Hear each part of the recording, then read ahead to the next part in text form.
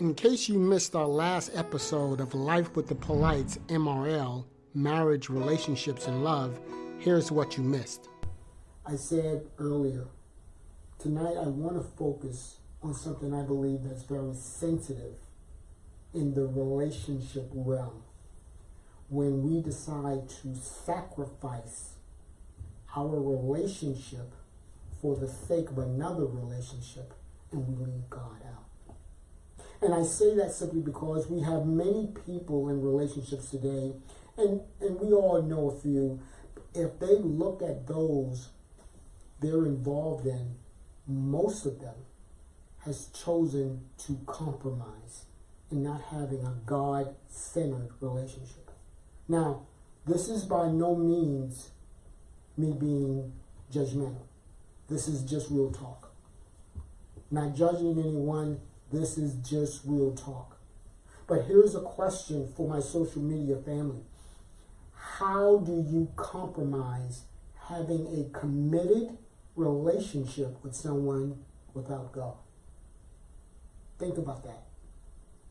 Whereas there are so many of us that do so.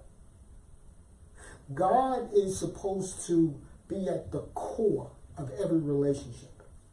His presence in our relationships helps us. It helps build. It helps guide. It helps prosper our unity within our relationships.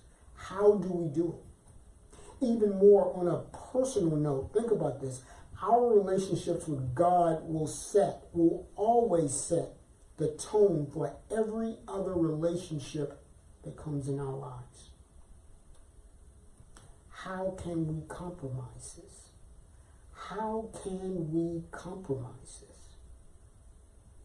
But before I go on any further, I don't know if we can or not, Lady P, but I want to open up our conference line if they're available for anyone that chooses to share comments or call in. Our Life with the Polites conference line is open for live calls to the podcast. The number is 855-565-4143 or 301-349-6733. Again, let's think about what we're talking about tonight. Sacrificing our relationship for another person and leaving God out. How do we do it?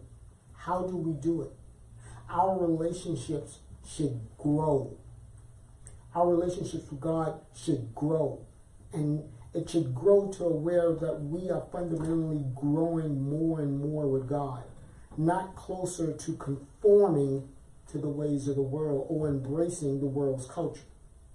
And I think what we have a lot in today in relationships is that we allow, and this is not being pointed toward anyone or relationships. Again, this is just real talk. We shouldn't allow feelings for someone to compromise truth.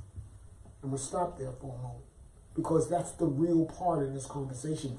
We shouldn't allow our feelings for someone to compromise God's truth. That's what I'm talking about. Or strengthening our walk with God. Because this is what we're setting ourselves up for. When we do that, we allow what's unacceptable to become acceptable. What's also very important here is that we must not lose sight that any relationship, and I think, again, this is very important for us to really look at the big picture.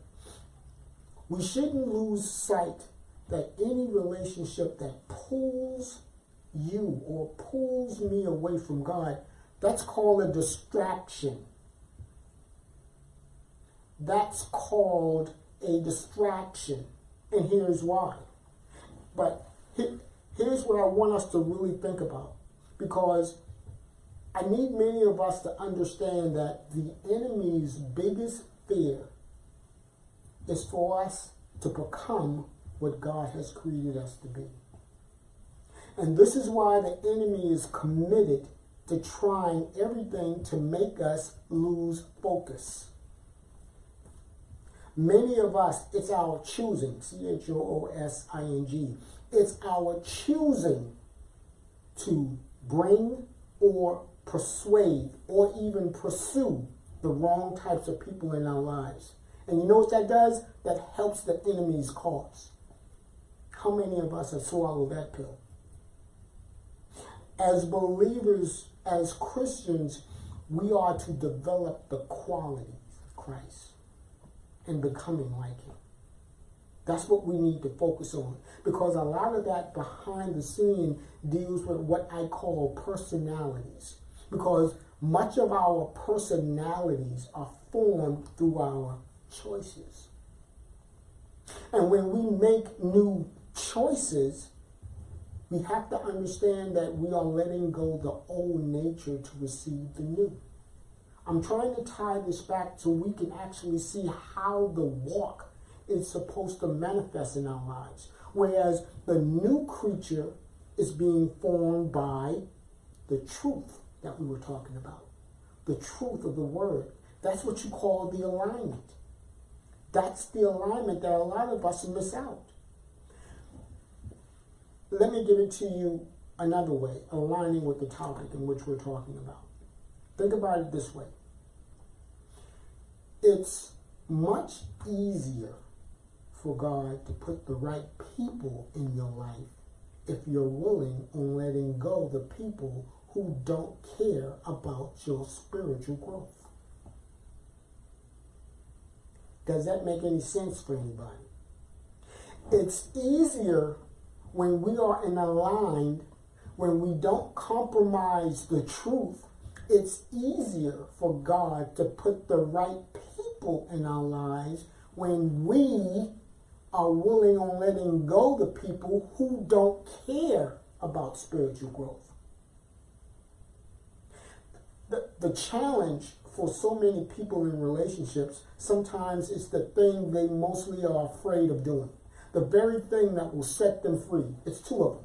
It's called letting go or losing someone. And if anyone's been in a real relationship, in and out, they understand those two realms for real. So here's a question that I need someone to go and talk to us about. Why are we so afraid of losing people? Why? Why? Why are people so afraid of losing people?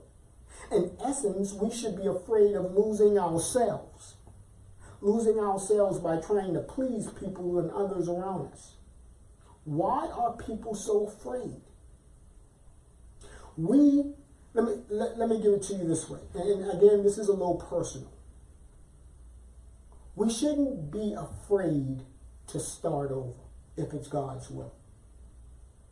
When we're led spiritually down this path, we're not starting from scratch. We're starting from, listen to me, experience and with godly standards. And when I talk about experience, I'm talking about what we have lived through. And to validate that, I want you to listen and try to understand what the King James definition is for the word wisdom. The definition from the King James Dictionary says wisdom is the quality of having experience. It's knowledge and good judgment. And I need us to grab hold of this because this is about encouragement. Because many of us, we settle. Many of us, we settle on compromising. And again, let me help someone understand the definition of the word compromise. When you compromise, the definition says that you are making concessions. It's talking about making accommodations for someone who does not agree with a certain set, listen to me, of standards. And normally they're your standards. There's things that you are compiling towards that you need in a relationship. And when we decide that we are going to compromise, that's what we're opening the door for. We're opening the door for concessions. We're opening the door for accommodations. Because we don't want to be, I'm going to say it, we don't want to be alone. We want somebody. And many times we're led down that pike. It's our failure in having a mindset of being afraid of losing someone. And that leads us to fear. I said fear. Fear to say what you really feel when taking on a relationship. It's real talk. And the bottom line of that is that when we're fearful in the end, this is what we're left with. And a lot of people have to go through this to really understand to themselves that I have to do better. We spoke a little briefly about wisdom. By definition, wisdom means the quality of having experience. But when people allow themselves to go through the trail of fear on taking on the relationship at the back end, when we are fearful, in the end, we're left with dealing with spiritual decline. We're left with dealing with spiritual decline, and that decline leads to spiritual death. And here's the part that we got to understand. We got to recognize that spiritual death happens when we compromise. When we compromise, one compromise at a time. We're opening up the door to our own defeat because we don't want to be alone. We want to take on a relationship because we want to have someone. Let's shed a little more light on this, because I want us to really get an understanding of where we're going and how we can go about this. We have to be very mindful of where and how we let the door of the enemy in our minds in regards to bring upon this fear. We got to do that, and we got to understand that part. But if you're sacrificing your relationship with God for the sake of a relationship with someone, then that person, he or she, listen to me, isn't God's best for you. Think about that. If you have to sacrifice your relationship with God to be with someone, he or she, they're not God's best for you. When a relationship is pulling us away from God, there is danger signs written all over it. All over it. But many of us, we resist. Another word for resist is fight. Many of us resist to acknowledge those signs. You know why we exist? Because we're focusing on what we may have to give up instead of what we have to gain. People want a great relationship, but they want it on discount. To obtain or build a great relationship, you must be willing to pay the cost. You have to pay the cost, which requires guidance from God. You have to hear God's guidance. That means we must understand and we must maintain our relationship with him, not sacrifice our relationship with him, no matter the cost. But how many of us get that? How many of us get that?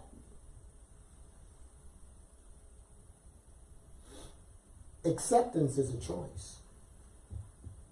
And a lot of us put our own selves in that swim lane. Acceptance is a choice. Look at it this way. There's only two ways out of a problem. You either accept what's happening, you see the positive, and you choose a peaceful state of mind, or you, listen to me again, here's that word again, we resist. We fight against it. We fight against choice. We fight against it and we become miserable. And then we struggle against why there's no harmony, why there's no agreement with self. I didn't say relationship, with self. We do that. We do that. And then we sit back. For many of us, we want to avoid the acceptance. And we avoid the acceptance to keep peace. But the only thing that we're actually doing, we're starting a war within by doing so. Because we got to deal with self. You have to deal with self.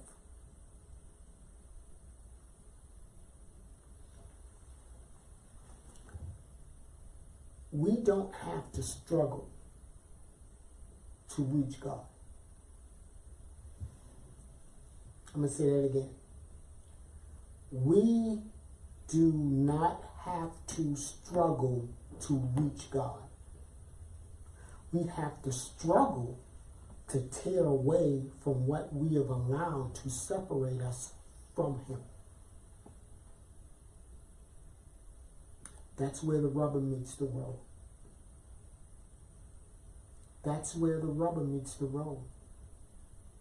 And for some people and some of us that needs to really understand where I'm going with, allow the truth of rising inside of you fuel your awareness of God. That's what we need for us to stay aligned with our relationships, but also what we need to make ourselves stronger in the spiritual war up here. I say one of the action things that I want us to all to consider and recognize. I want the audience to share their comments. I want the audience to ask questions. And I think this is very important because your engagement can also help someone see a newer viewpoint or outlook to their situation. We have to be willing on coming forth and understanding exactly some of the things that we have to do to tie in to make us a better you, for us to become better people. You know, we're talking about surrendering our relationships with God to have a relationship with someone else. And, you know, there's a part of this argument, again, that I want to share, that I believe that it's very important, is that I don't believe a lot of us understand what surrender truly means. We use it a lot. We talk about it a lot, but do we know the origin? Do we really understand what surrender means? The word surrender is a battle term. It's a battle term. Biblically, think about the word surrender. Think about it. Think about the word. Think about the word of God. Surrender. Think about the epic wars that were fought in the Bible. What did they do? How did they end? Somebody surrendered. And it's like the wars that I'm talking about, but for us, our surrender implies that we are giving up all of our rights to God. How many of us truly understand what surrender means? Surrender to God is about total dependence on God for all decisions pertaining to life and godliness. Surrendering to God is an act, A-C-T. It's an act of faith. It's keeping hope alive. But for those that really need to get something out of this message, it's letting go of control and trusting God. We have to continue to move to the center. We have to continue to move to the center to where God is. We have to be able to allow God to feed us. We must be able to follow God's will and lead no matter the cost.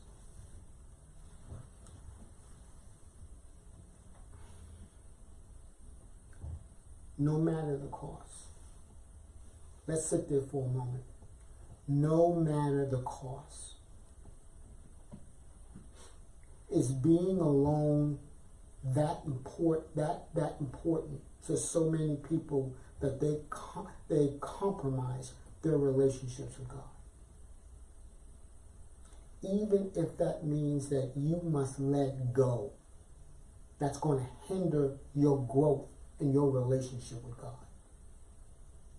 Now, I know for a lot of people, I'm walking on eggs with them when it comes down to having this kind of faith and trust in God. We want God, but we want the relationship more. Real talk. So we compromise.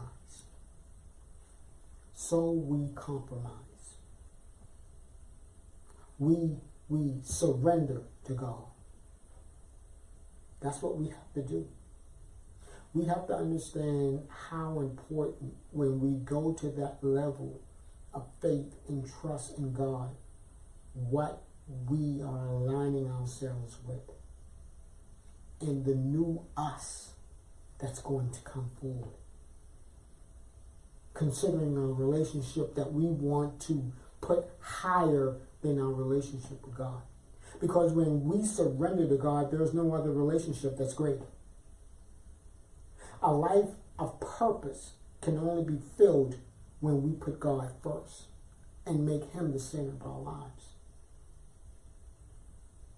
But we come to this point a lot of the times where we struggle with this. And there can be many outlets for a lot of people to why they get to this point.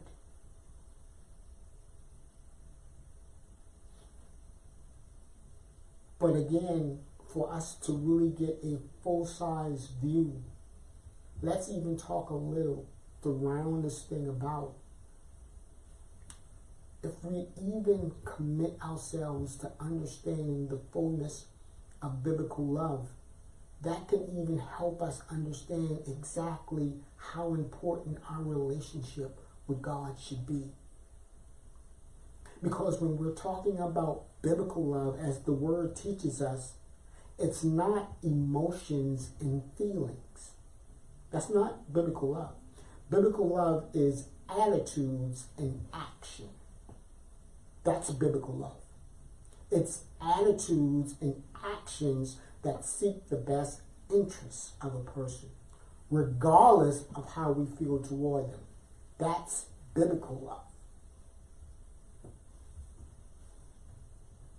So I say to somebody out there right now, if you love someone and you are struggling with this topic, move them closer to God. That's the best thing you can do. For that person you love, instead of compromising your relationship with God, move them closer to God.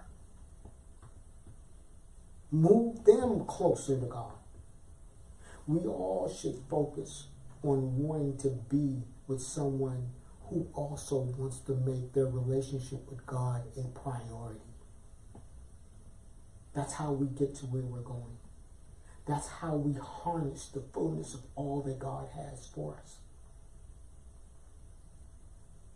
But we have to rely on what we have in God and pursuing as God takes us through the highs and lows. You know, everyone wants a perfect life. It's not. Sorry, it's not going to happen. With a perfect life, there is no experience. There is none. There's no failure. That's why it's non-existent. But we allow God and we trust in God to take us through no matter how low we get or even how high we get. We should worry about being seamless as God continues to feed and teach us. Grounded. That knowing that God will always be there no matter what we go through and no matter what decisions that we fell down on. I said earlier, starting over is not a bad thing if it's God's will. But we have to have the faith, the trust, and the willingness to let go of what is going to allow us to live through those experiences that God is now reshaping us for.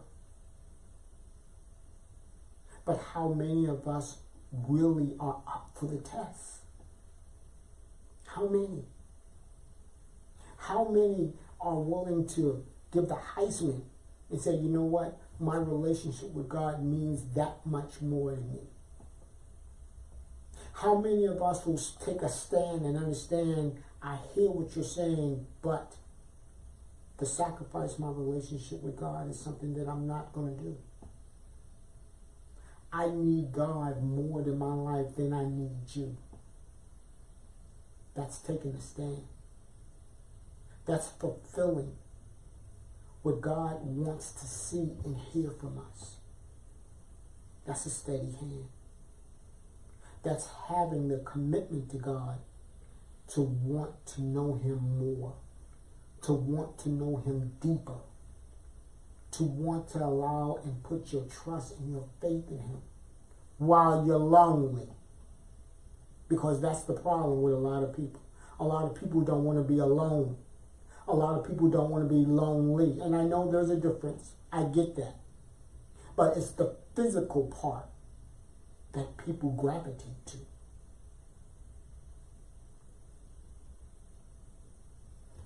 We need God in our lives more than we can ever think about. And when we're talking about relationship, whether it's a committed relationship or whether it's you and God is pruning you and God is shaping you and God is preparing you, regardless of what side of the spectrum you're on, that relationship with God is what's needed to help develop you. There is no such thing as a finished product. There's only growth in God. No perfection, growth. Perfection died on the cross. There's always growth. And as we continue to grow and we develop an ear of obedience to allow God to guide us through these relationships, whether or not, like I said, whether or not we're in a committed relationship or whether we are in a relationship with God and God alone and God is directing us and feeding us and carrying us along the way, we are in a state of mind of where God is guiding and directing. He's purifying. Some people put it in a reference as we're in the bubble. But we have to choose. We have to choose. We have to choose whether we are willing on being committed to God or business as usual as the world will live.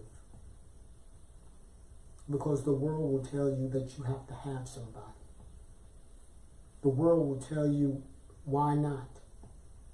Go get you somebody. But a relationship with God will protect you. A relationship with God will build you, will guide you, will form you. And as the seasons manifest in your lives, prepare you for a relationship that will not have you be subjected to sacrificing a relationship with God. No one should have to be placed in that position. And like I said earlier, for those of us that find ourselves in those positions, for those of us who have accepted allowing themselves to be pulled away from God, they're in danger. And they're ignoring the signs.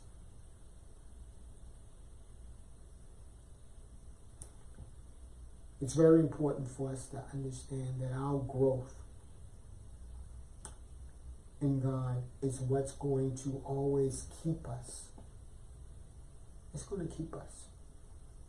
And for a lot of people, we don't have an enormous amount of patience and we don't like to endure. That's why I use the word keep. Because practically, when God keeps us, we're able to smooth the edges of being impatient and enduring. Because outside of that, we don't want to endure, and we are very impatient people. It goes back to what I said earlier. The world will tell you you must have someone, regardless the state you're in. But let's keep in mind what we spoke of earlier in regards to biblical love. Biblical love is about attitudes and actions, the right ones. The right ones in which are built on the Word of God. And where we are to remain as a priority as God takes us through seasons where we can understand the change that goes about in our lives as we have been encouraged by God revealing more to us through Him. The encouragement that we get from God, from our relationship with God, will always be steadfast in our lives. It'll be something that we will continue to seek, something that we will continue to go back to, regardless of the situation, the issue, or the problem. The steadfastness of our relationship with God will always take us back to God without compromise. Without compromise. We must remain strong. And, excuse me, I know that's easier said than done. And for a lot of us, that's very challenging when the world feeds us everything but that. But our challenge is more. What's important is for us to really love God and be with God in a sense in which our faith is now being held upon Him as we continue to go through the things in which life will form us and keep us.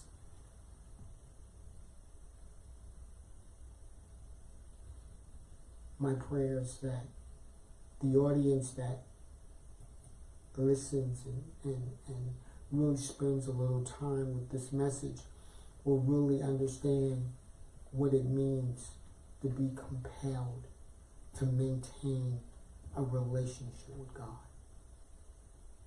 and how important that is. How important it is to not sacrifice your relationship with God for a relationship. It's where we have to remain. We have to remain to where our loyalty resides with God.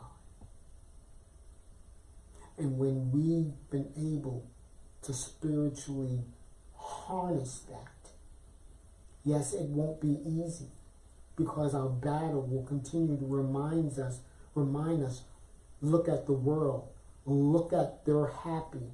And what we don't see is that they're not happy. It's just the delusion of them going through.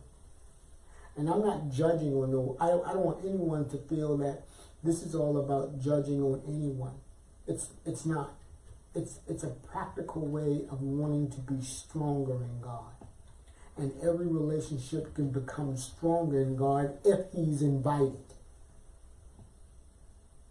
Your relationship can't be strong if God's not a part of it. So again, this is not about judging. This is an encouragement for us to sit back and understand and find out why is it that we struggle in this particular area. Why? I mentioned a couple of adjectives. I said fear. I said loneliness. There's probably many others. But why do we allow ourselves to be placed in this particular form of life when through the Word of God provides us the answer that a relationship with God will manifest the promises, the faithfulness, and the strength and the encouragement of what the best that God has for us. The best that what God has for us is not subtraction. It's always multiplication. God will always give. God won't subtract. And we live in a world right now that that's major. But that's the culture of the world that we have. And that's the culture of the world that we live in today.